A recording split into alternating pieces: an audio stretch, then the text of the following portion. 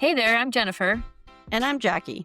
and welcome to Slightly Unsupervised. We're best friends, business partners, and the chaos behind bestimony, a ceremony we created to celebrate the kind of soulmates who don't come with a marriage license. This podcast is all about that friendship energy, the deep stuff, the messy stuff, and the laugh till you snort stuff. So whether you're driving, folding laundry, or hiding in your car for some peace and quiet, You're in good company. Let's get slightly unsupervised. Okay, today's episode, being there for a bestie in grief, navigating the holidays without losing yourself. The holidays have a way of shining a spotlight on what and who is missing. And when someone you love has lost their person, the season can shift from a magical to a painful overnight.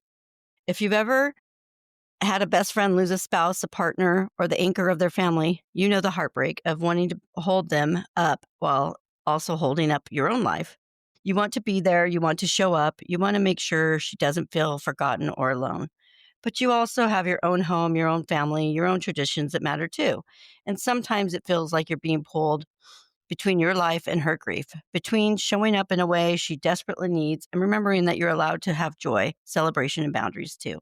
Today, we're talking about what it really looks like to support a grieving bestie during the holidays, the practical ways, the emotional ways, and the ways that don't require abandoning yourself in the process. Because the truth is, you can love her deeply and still honor your own season.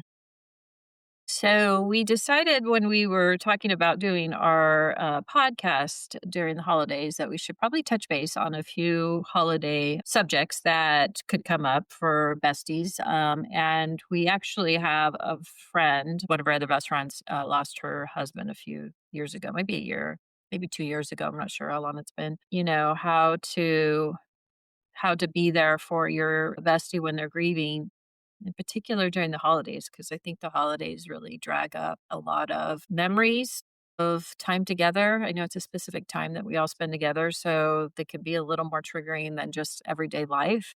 And how to really find a balance between having your holiday and being a good best friend, and then letting your best friend know you're there and you're supporting them, but also enjoying your own family.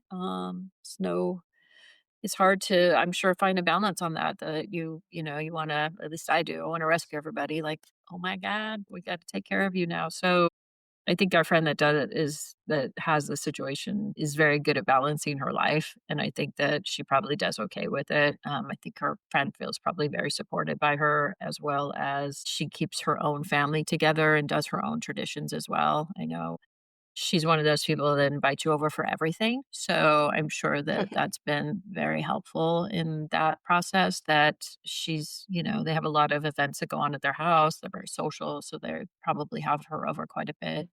And she probably needs that. I know when this thing happened to her, I was telling my girlfriend, I was like, "Look, it's she's in shock. This is really, like, it's gonna take a long time. People grieve for a long, long time, and it's not something that she's going to bounce back from for years and years, and it's gonna be hard to navigate that because at some point, everybody's life goes back to it. When somebody dies, I know it's a lot of concentration on that person and that situation, and then, after a while, you kinda go back to your life and back to everyday life that we all have. Your friend is still in their complete grieving process. It's an ongoing years and years of grief that happen with this sort of thing, especially when something so tragic happens. Have you had any friends, Jackie, that you, have lost their partners that you've had to support? Well, just Yeah, I'm not female, but male. male. Yeah, Yeah, that we've had to do that. And we're there, like for, I guess, also other like special occasions, like his birthday, because right, normally she would do that kind of stuff. So we try to help him with that. And it's with our friend that we're talking about too. They live so close to each other, and they did almost everything together too. right, So I mean, so at the same time, our friend's family's grieving also, but and so is the wife whose husband passed. But I'm sure like that brings a lot of stuff up for them too. Having them over, like for their tamale day they just had, having all them over. right. So I think about that too on them Yeah, because they do spend so much, and their daughters are all close, right. and we're Like, talking about my friend that, we helped after his wife passed and stuff and was trying to be there all the time, but he also has where he's we weren't with him as much. Does that make Right. sense? So, Yeah. I could see where a difference is for them, just because they did so much as families together too. Right. We Yeah, so we our friend that we're talking about, her daughter's daughter, and this lady that we're talking about, that we're talking specifically about her daughters, their daughters are best friends, and then also Mhm, not only that, the husbands were friends. So it was like a mhm, family loss and a family, you know, I know it was very shocking, and it was shocking to me, and I'm on, 500 miles away, so I can imagine the loss of them in the situation that they were in. So, but there's these are she's not the only person this has happened to, and this is kinda always fun to touch base on this, that how do you be there for your best in grief and navigate the holidays without kinda losing your own way in that. So, just some of the things that, you can do is consistently check in, thinking of you, but going further and let me know what you need is always nice. I mean, I think, and maybe you're this way too, Jackie, but like when somebody dies and you want to say something, you're almost like you don't know what to say. And it depends on, mhm, if it's the dog, if it's the husband, if it's the child, like you don't mhm, know. You're kind of at a loss of words about that because I know until you've been through it, you don't really understand that side of it. So you just kind of stand there like, oh my gosh, I'm so sorry, but it seems so minimal, and yet we don't really know what to say to people because we may have not experienced that yet, or we may not have the emotions to understand it. I know once you've been through it, you understand it much better. But when you're mhm, not going through it, I know we get kind of paralyzed with that. How are you? I know I check on her occasionally. I'll see something and I'll send it to her via Facebook Messenger or something. I'm like, hey, I saw this. I was thinking about you. But acknowledging it. I know a friend of mine, actually a guy that I worked with, I was very close to, was younger, but he passed away. He had a drug overdose, and his mother and his father, I knew them, and she had to call to tell me, and I mean, I was devastated. And they were the sweetest people, but what they kept saying to us, no matter what you said, they were like, "We know he loved us," because 'cause you're like, "Oh my god, he loved you guys so much." She's like, "I know he knows that," but what she wanted was us to spend time with her. She was like, "If you guys could just come over and let's talk about him." Like, she never wanted that's what she needed from us, and we weren't, like, that close to her. We had never been over to her house, but another friend of mine and I went over, and we would just talk about him. We would just talk about how we worked with him and all the things he had, and tried to just I know it gave her peace to talk about him and to laugh about him. It wasn't all grief. It was like, "Don't forget him." Like, that's how I mhm, felt. He wanted us to remember him, and she wanted to hear what we thought of him, all the memories we had with him, and I always remember that. That's just, like, so impactful because, like I said, when somebody loses somebody, I feel like we get into this, like, space of, like, "Oh my god, they need to be a we need to tell them we know we're there for them, but we don't want to bother them either," right? Like, you mhm, know what I'm talking about? Like, do you have that mhm. feeling Which is sometimes? kind of what they say with women too that, a lot of grieving women isolate too. Mhm. They do. And so, if you're isolated and they're isolated because you don't know what to say to them, because I remember, like, not knowing what I should say and not to say, Right. after the passing of our one friend, and, like, even talking to her daughter, I was just like, "Okay, well, does she wanna hear?" And then she said this, she did a story, little vlog thing at one point and says, "I want you guys to talk to me about her." And it was the same thing. She's like, "I want to remember her. I wanna all the good stories, the fun stories, and don't feel like you can't talk about her to us Right. anymore?" But I do remember her saying that and actually letting people putting it out there to please talk to us, like my Right. dad, like me, my sister, we wanna talk about her. Right. We don't want the kids to forget her, because they have little ones. And so the little ones, like she even made pillows with Colleen's face on them so that the kids will always have those pillows because they were so young when she passed. So she's like, I want them to see her. Right. Remember her. So, mhm. Yeah. I think But I, that's I I think was that's happy that she put that out there because, like I said, it was hard. Like, you just don't know what to talk about. Well, You I get think what worried. you yeah, I think what you try to do, maybe we all do it, is like, if we don't talk about it, they're not gonna feel bad about it, and I think what Or start happens is crying or yeah, yeah, we're exactly. So you're trying trying to to alleviate the need to cry because you know it's a sad subject, so you're like, "Let's talk about anything but that," and then in the meantime, what you've done is hurt them because what they really want you to talk about, I at least have come to that experience, is to talk about mm, them because mm, that gives them, that gives them puts it back in their memory, like a good thought back in their memory. So it can be tricky. I know grief has its own way of dealing, grief goes through phases for different people for different ways. But what I've run into is that the one thing you don't want to do is not acknowledge it. mhm, Definitely, just like you would an everyday conversation, just have conversations about them and talk about them and laugh about it and remember it the way you always remembered it, and I think that, what I find is people in grief find that to be comforting, to find somebody that wants to talk about that person with them and let mhm, them. And, there's a dance to that. You can't wallow in it. You gotta keep it kinda uplifting, I think, and, it's just a tough one. It's a tough one to know when you don't have been through it, but, some of the mhm, things that, that they say is to check in and then give options, kind of offer some options instead of, like, expectations. Like, "Hey, do you wanna come over for dinner during the holidays? Do you wanna be over here? Do you wanna come over and wrap presents with me? Do you want me to go with you shopping? Do you need some company?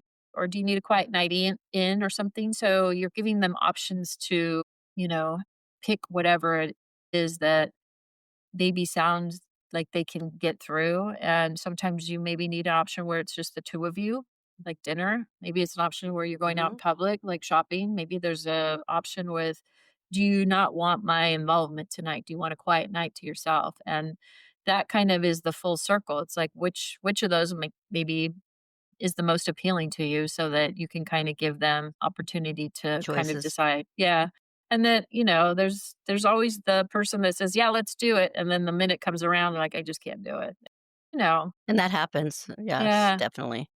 You definitely just have to kind of give people that grace and be like, "No problem, man. I will do it another time or Yeah, something." that does take me back to another friend who passed and, like, talking to her daughter and stuff because she ended up not doing a wedding just because her mom wasn't gonna be there, and so, there was, like, certain things, like, we'd go down to the desert, and I'd call her, and there's a couple times she meet up with us and stuff, and but there was just some things that you'd ask her if she wanted to do, and she's like, I just can't do that." Right. Yeah. But that was her but she'd be there part of the time, but I would be like, "Okay, well, we're coming down, we're gonna do this, we're gonna do that, so, you Any choose of what you that. wanna do." Yeah. What But I appeals did to you? find her where if there's a lot of stuff that if it was something that her mom that they did a lot or if us 3 had done it together, she kinda, like she got better longer after the passing, Right. but One at more time. first, it was just, like, it was hard for her. Right. So she picked and chose her stuff. Right. Oh, yeah. I think there's a vast difference between the first holiday season than the Mhm, second to third because you've now mhm. have some new memories with, imagine the first grouping or the first holiday after you lose somebody. I mean, Oh, every yeah. expectation is with them, and then you have that Mhm, holiday without them. So the second holiday probably is a little bit better, not because they weren't there, but because you have seen how it goes. You know what I mean? You have some mhm. basis to kind of go, "Okay, this is how it's gonna go, Well, how that's it's like gonna our one feel." friends whose wife passed. They did a Christmas party every year, and we Yeah. all knew it was always the first Saturday of the month. So everybody always knew that first Saturday is when they were gonna have their party, so don't make any plans. And they've been doing it for 20 something years with all their friends, and then we got added in as we became their friend, and, Right. so I'm yeah, I remember, like, that first year when they didn't have it, it just kinda made me sad because it's like and then it's like, do we do one to you know what I mean? Right. And for To offset everybody, it. but it's like nobody else did it, so we didn't, but it was kind of a bummer. Well, you don't know because are you stepping on toes there or are you being Mhm, respectful? Like, you know, mhm, it's hard to know. I mean, again, I yeah, can't express it enough but to say that, it's kind of a dance in the beginning because you don't really know what to do or how to react or what to say, and you're kind of fumbling around in that. But, the other thing that this thing kind of talks about is we all, even though someone's grieving, your best friend's grieving, then you still have your own traditions. And there's got to be some guilt in that, right? Especially in our friend that's really close to this other girl, that one of our other besties, that, all these things are still going on in your life and you still have all these traditions. And now, feeling like maybe we shouldn't celebrate so much this year, or maybe we need to tone it down a little bit, or, and it's, they don't talk about that that's a good idea, that you still need to have your traditions. And also maybe it helps people. Sometimes when you have your own traditions or you bring them in for your traditions, it gives them a new basis of what a holiday can look like. So you don't want to abandon that. You want to give hope that it goes on maybe a little bit. Like, you'll go back to it, or you can come over here now, or whatever, to kind of make them feel. I think, if something happened, I'm sure, and we lived near each other, it would be like, well, just come over here and we'll just join in. Like, you'll just become part of the new family here. And that, until somebody else comes around and you move on to something else. But I think I would do that. I would for sure drag you over to my house and be like, "Well, come over first thing in the morning. We've got present." You know what I mean? I would probably do that. I'm sure you would do that too, because that's kind of how you are too. So, Definitely. but not losing your own traditions, but kind of giving some space for that is important, and balance it out a little bit and be intentional with your scheduling of time with them. Let's give them a thought that maybe you are for sure thinking about them. I think that's important to do. Then, maybe there's something they always did that, like you were saying, this Christmas party that they didn't have afterwards. I'm sure that, if you guys had just said, "Hey, do you guys want to get together and just talk about her? We always do it that first Saturday." That kind of might have been a cool idea too. Like, just impromptu. Like, let's just meet at the bar and let's just, we normally do it, but let's just talk and let's get together and remember our friend or whatever. So you're not responsible to fix her grief. You can love someone and still have your boundaries, and don't make up for that one person she lost. You can stand beside her through the darkness. You don't have to make it up to her that she's lost somebody, and grief doesn't end when the tree comes down. So for sure, you got to keep checking in. It's just, there's a very tender spot there that you've got to be really on your game, and you are the main player. You cannot expect her to respond or keep up with that during that period of time. Maybe a year, I would say a year or 2. You gotta be the lead on that, don't you think? Yeah, definitely. You can't be mad that she doesn't call you to have lunch or something. Like, sometimes you just gotta be the one to continuously ask and continuously get denied until they're in a good spot, and not take it personally on any level, because that people need that time to, they need sometimes for you to be that person to them. So, anyways, supporting her isn't about sacrificing yourself, but it is about being consistent, present, and real. And sometimes the best gift you can give someone is simply saying, "You're not doing this alone. I'm here with you." Right? That would give me such comfort. So, all right. Well, let's move on to the bestie rapid questions. Jack, go first. Okay. So, what's one thing a friend did for you during your hardest season that you'll never forget? So my hardest season, I haven't had any losses like that, but one of my hardest seasons was when I got pregnant. New girl showed up for me, and I've talked about it many times, and I'm going to continuously talk about it. But it's the support. I don't know how to explain it. I just know that, to know that you are supported and loved can do such wonderful things for people. I'm pretty good at it because I know what it feels like to be on the other side. We talked about this grief thing. I haven't been on that side. I don't have the words to say it, but I do have the words to say it when you need love and support, because I know how important that means to somebody, and that you can really change somebody's life with it. What about you, Jackie? Do you have anything that a friend did for you during your hardest season that you'll never forget? Say probably the first year of divorce with my children, being alone with them because my parents don't live in California. They were gone. So I would say, and it wasn't really, I guess, like my sister-in-law, my brother, because they were Yeah. still here and So they they were were there for me. Yeah.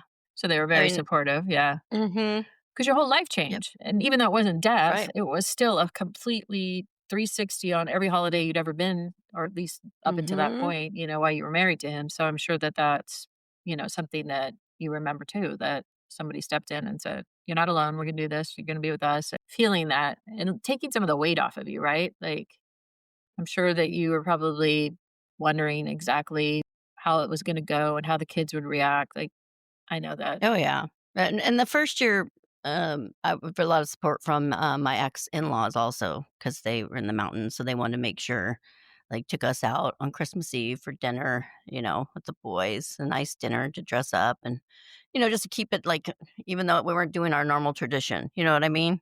Just Right, to keep us busy and to keep the boys busy. So, right. I guess it was a lot of family for me on Yeah, that. But everybody was far away, and, I mean, a lot of people didn't even know I was divorcing. right. Yeah, Like we I said, certainly didn't know. I literally sent out a picture of me and my boys and said, "We've moved," and with the address, and that's how people found out. Sounds like when everybody found out I was pregnant, got a baby shower invitation, like, "What is going on here?" I'm like, "Oh, yeah, Mhm. by the way." Oh, yeah. 'Cause sometimes you don't have the words, you can't say it. It's like, it's too heavy, I guess, so I get it. Alright, what does showing up look like to you? What does showing up look like to you, Jack? Probably just checking on me, Mhm. showing up, just asking how I'm doing, Right, and that kind of support, and it's not that you have to be here, but just checking up, right. I think is, showing up. You went through a little bit of something when your husband got sick last year, Mhm. and, I know that we're as your best friend group, we're trying to navigate that as kindly and as peacefully as we could without overbearing it, overburden you with our needs to know. And we certainly kept in touch with each other behind the scenes to go, okay, has anybody heard anything? Where are we at? Like, because we were very Yeah, concerned because I about got you. I got a little withdrawn too. I was like, Hmm. just talking about it, it's like talking to doctors and going to these things, and it was like I just get home and I just didn't wanna talk about it or even write a text. It was like, "Just let me just sit here." Right. Take it all in, yeah, so no, you guys did good. Everybody did Yeah. good. We How we're did. We doing. tried our best to sometimes we needed we're like, we know she went to the doctor today. Well, what's going on? We know. But Mhm, we're like, if she'll tell us when she can. And usually you would, like you did, you would send it to one of us or have a conversation with one of us and we would spread it around to the others so that everybody kind of was on the same page so we didn't bother you about it. Um, mhm, sometimes you just got to sit back and wait and that's hard. It's hard when you're yeah, worried too. So I get that. mhm, Showing up for me looks the same, just showing up, man. Just keep in touch with me and keep a even if you send me a meme, something that just is like, remember, my thoughts are with you today, or mhm. anything like that is so important. So, okay, you're next. Do you believe one friend can change the way you survive grief? Yes, 100%. You got to lean definitely. into somewhere. And if you have small children or you have children, you can't lean too heavy into them because they've got their own grief, you know what I mean? So you've gotta have somebody that you can lean on and support you for a while, and do believe that one person can do that for you, so, and having a best friend, we've said that 100 times, we're women, we're getting older, we know that the best friend thing is important as we get older because typically we live longer than the boys, and we need to be there for each other, so we've already got that plan in place. Okay, Yeah. what's the best holiday tradition you would share with a bestie in pain? Holiday tradition. It just matters what holiday, I guess, too. Yeah, that's true. It depends on the holiday. If it was Christmas, though, for me, it would be like, "You Having gotta them come over, f yeah, you gotta come for dinner. Christmas Eve. We have play games and we have we do games and we have drinking. It's just a light, fun kinda holiday, that particular one, and if you don't feel like the next day, totally get it. Maybe I'll come over later when I get done with my whole family thing, and we can be quiet and hang out or whatever, so, yeah, but you're right, it depends on the holiday. You gotta Mhm. kinda teeter that a little bit. So, yeah, Alright. okay. If this episode hit you in the feels, we consider that a win. Be sure to subscribe, leave a review, and share it with your ride or die, And when you're ready to make your friendship official, book your bestimony at rhinestoneweddingchapel.com. because the best love stories don't always come with a ring.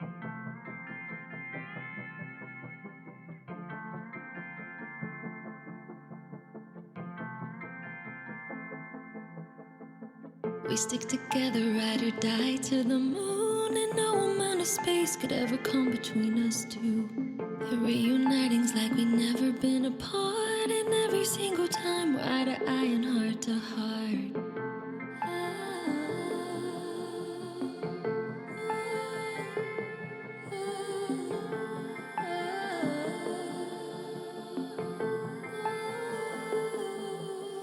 There's not enough words to describe